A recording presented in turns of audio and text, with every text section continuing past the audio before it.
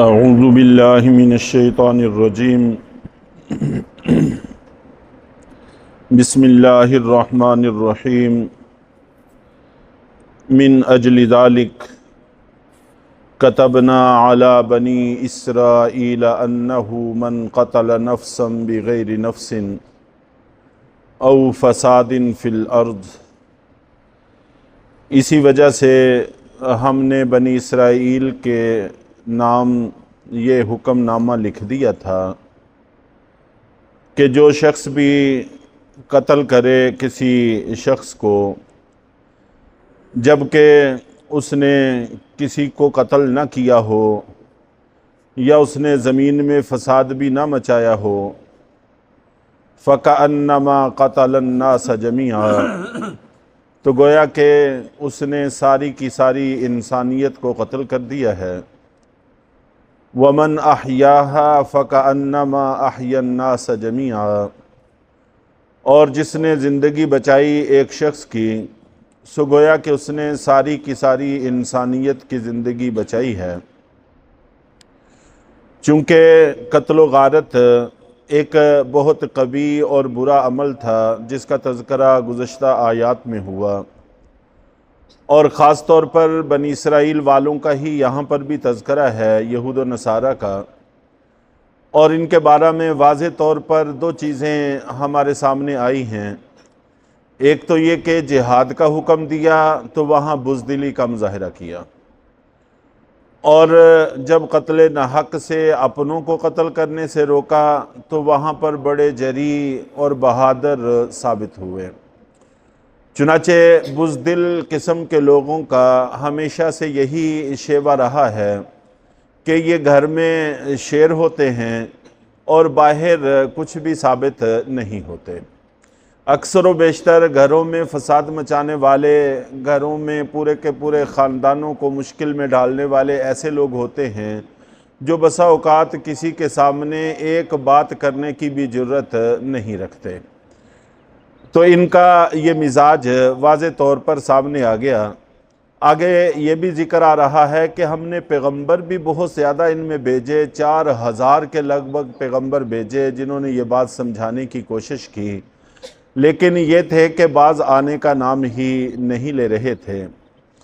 تو اللہ رب العزت نے ان پر یہ بھی حکم نازل فرمایا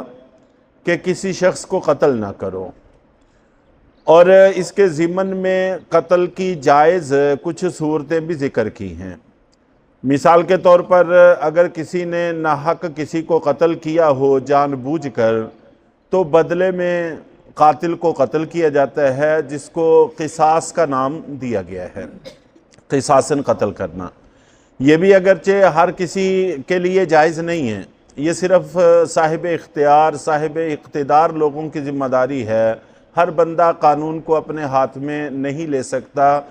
تو ایک آدمی قتل کا مستحق بھی ہے، پھر بھی کوئی عام آدمی اس کو قتل کر دے تو یہ بھی جرم ہے جس کی قاتل کو سزا ملے گی، جس سے معاشرے میں فساد برپا ہوتا ہے۔ یہ ذمہ داری اہل اقتدار، اہل اختیار لوگوں کی ہے۔ تو بہرحال کسی شخص کو قتل کرنے کی ایک جائز صورت قصاص ہے، اور قصاص کا قرآن پاک میں دوسری جگہ پر بڑی تفصیل سے تذکرہ ہے، بلکہ کئی جگہ پر تذکرہ ہے۔ اسی پارے میں یہ بھی آئے گا کہ وَكَتَبْنَا عَلَيْهِمْ فِيهَا، کہ ہم نے ان کے ذمہ یہ بات لکھ دی تھی، یعنی فرض کر دی تھی، أَنَّ النَّفْسَ بِالنَّفْسِ وَالْعَيْنَ بِالْعَيْنِ وَالْأَنْفَ بِالْأَنْفِ وَالْأُذُنَ بِالْأُذُنِ وَالسِّنَّ بِالسِّنِّ وَالْجُرُوحَ قِصَاص، کہ آدمی کو آدمی کے بدلہ میں قتل کیا جائے گا، آنکھ کو آنکھ کے بدلہ میں، ناک کو ناک کے بدلہ میں، کان کو کان کے بدلہ میں، اور دانت کو دانت کے بدلہ میں توڑا جائے گا۔ یہاں تک کہ والجروح قصاص، جو ہم ایک دوسرے کو زخم لگا دیتے ہیں، ان زخموں کا بھی انتقام لیا جائے گا، بدلہ لیا جائے گا۔ ہر ایسا زخم کہ جس میں برابری ممکن ہو، اگر ایک آدمی نے دوسرے کو زخم لگایا ہے اور اس میں برابری بھی ممکن ہے تو بدلے میں زخم لگانے والے کو زخم لگایا جائے گا۔ اگر آنکھ پھوڑی ہے تو آنکھ پھوڑی جائے گی، کان کاٹا ہے کان کاٹا جائے گا، دانت توڑا ہے دانت توڑا جائے گا۔ تو قصاص کا سلسلہ قرآن پاک میں تذکرہ اس کا موجود ہے، اور قصاص ہی کے حوالہ سے قرآن پاک میں یہ بھی اللہ تعالیٰ نے ذکر کر دیا ہے کہ قصاص میں تمہارے لیے زندگی ہے، اور زندگی بھی اسی وجہ سے ہے کہ جب قاتل کو بدلے میں قتل کیا جاتا ہے تو پھر پورے معاشرے کے لیے ایک عبرت بن جاتی ہے، اور باقی سب کو ہمیشہ کے لیے کان ہو جاتے ہیں، پھر کوئی آدمی اس کی جرت نہیں کرتا۔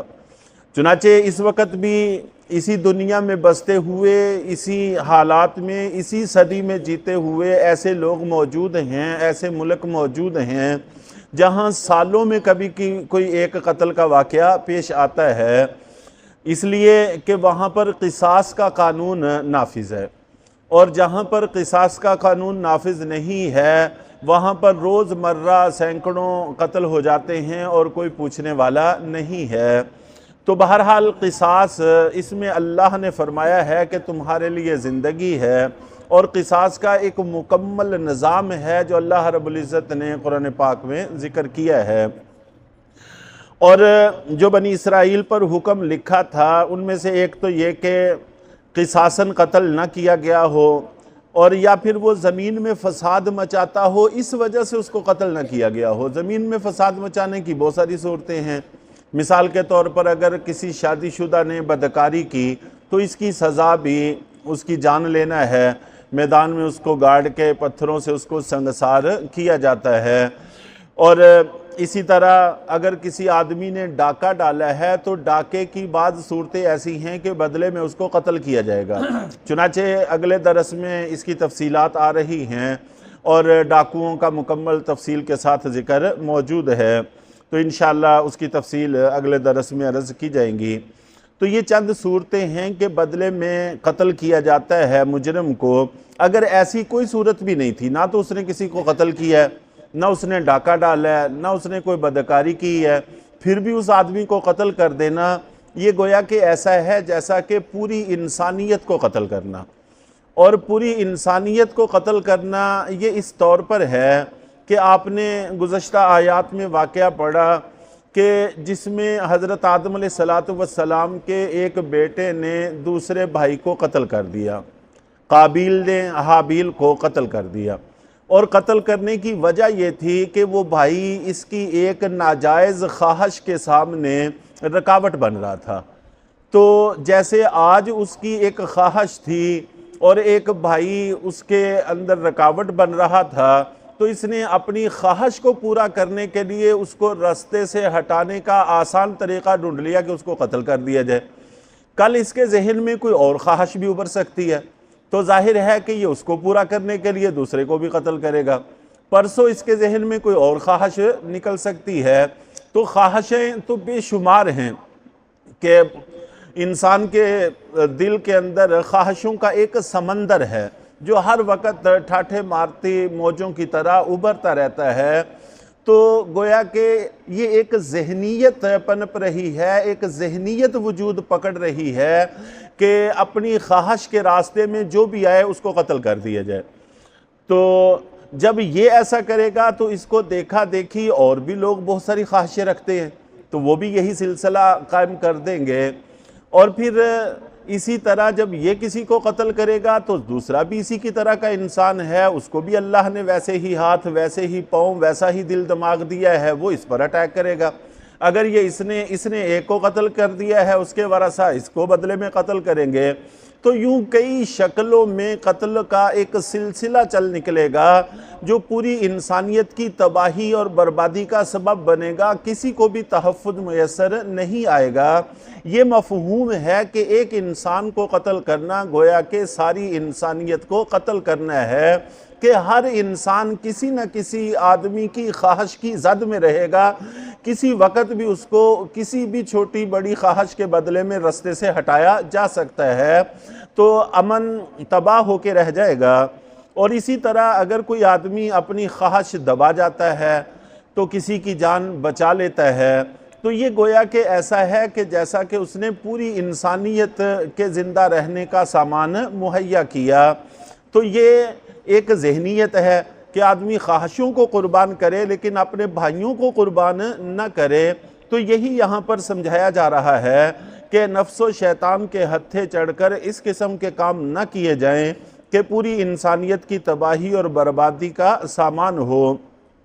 اور جو احادیث کے اندر اس کے حوالے سے وعیدیں ہیں، ان وعیدوں کا بھی کچھ تذکرہ انشاءاللہ العزیز کل کے درس میں عرض کیا جائے گا۔ وَلَقَدْ جَاءَتْهُمْ رُسُولُنَا بِالْبَيِّنَاتِ، اور ان کے پاس ہمارے بہت سے رسول واضح دلائل لے کر بھی آئے۔ ثُمَّ إِنَّ كَثِيرًا مِّنْهُمْ بَعْدَ ذَلِكَ، پھر بھی ان میں سے بہت سے لوگ ایسے ہیں جو اس کے باوجود فِي الْأَرْضِ لَمُسْرِفُونَ، زمین میں حد سے تجاوز کرتے رہے اور حد سے گزرے ہوئے کام کرتے رہے۔ تو بہرحال نبیوں کے آنے کے باوجود، سمجھانے کے باوجود اس قسم کے کام کرنا نہ ان کے لیے کسی طور پر مناسب تھا اور نہ ہی ہمارے لیے کسی طور پر مناسب ہے۔ قتل و غارت میں بھی ہم اس قوم کے بالکل